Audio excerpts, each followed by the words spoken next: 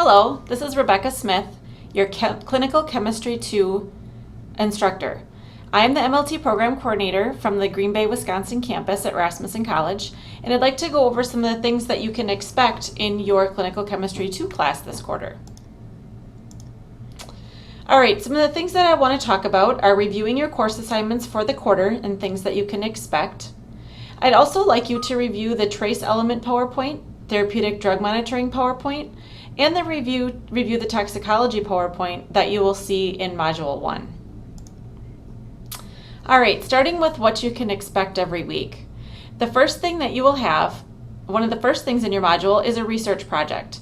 I'm going to go into this in more detail in a little bit as far as what is expected. The APA lab reports, your written assignments, your discussion post replies, the types of quizzes that you will see, your exams, and the 73% that'll be expected of you on your final and in this course. Okay, let's start with your Clinical Chemistry Analyzer research project.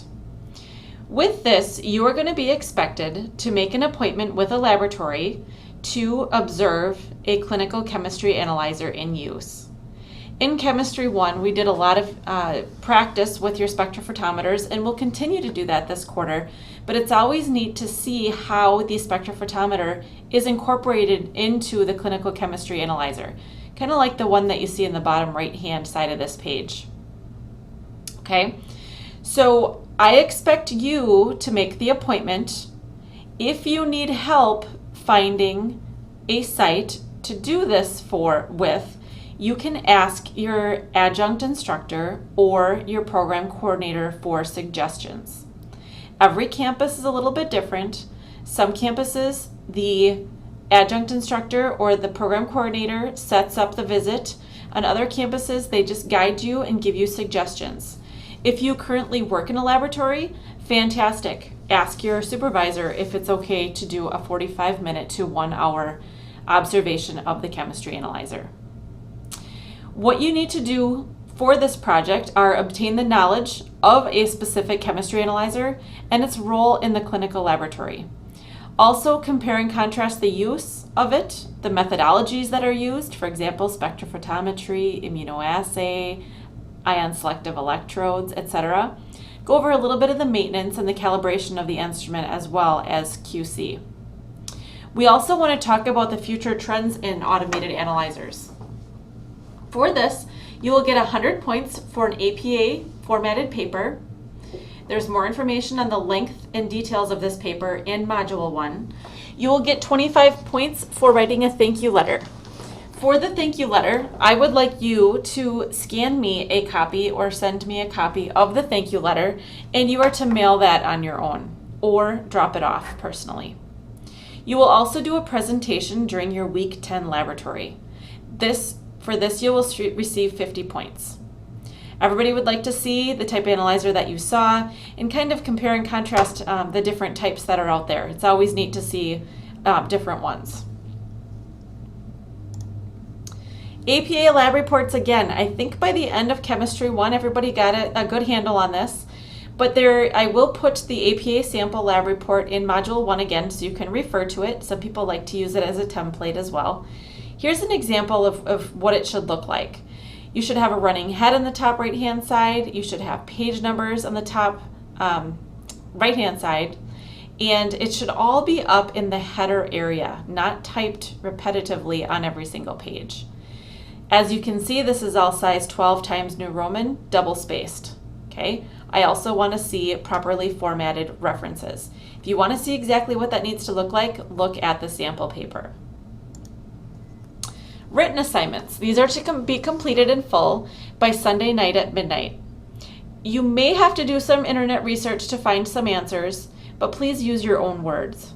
Start with your PowerPoints and the information that I give you.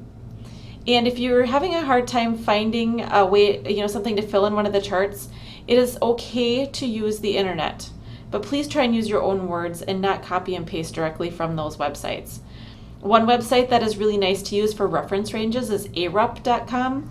Another one is Mayo. Mayo Clinic has a really nice interpretive guide for their lab tests as well.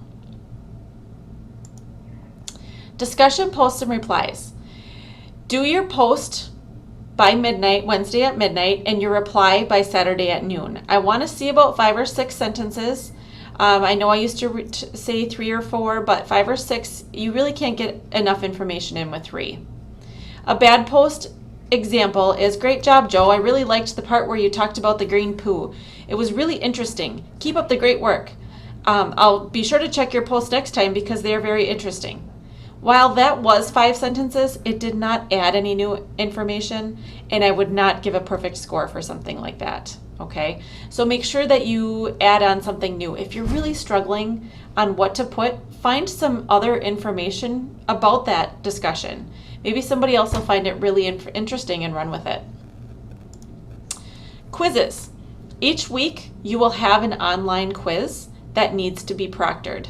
Okay, it says these are timed but not proctored. On this, that's an error. They will be proctored. Okay. The Module 1 quiz that you have is not proctored. Module 2 and the rest of them will need to be proctored. You will also have a lab quiz. You will have a quiz each week in lab except for weeks 1 and 11. And it's not graded, it's a review. So you will also have a review one. It doesn't mean that you don't need to study for it. You feel better about yourself when you come in prepared and do a good job on it. The lab instructor is going to go over those answers with you and probably call on you for the answers. So make sure that you've studied the note cards that you've made and be prepared for that. So the things we do this week, toxicology, therapeutic drug monitoring, and trace metals will all be on your week 2 quiz. Exams. You will have exams week 4, 8, and 10. There will be a written final exam and a lab practical during week 11. You must get a 73% on both the written final, which is going to be 100 questions, multiple choice, and a lab practical. You have to get 73% on both. It's not an average of the two.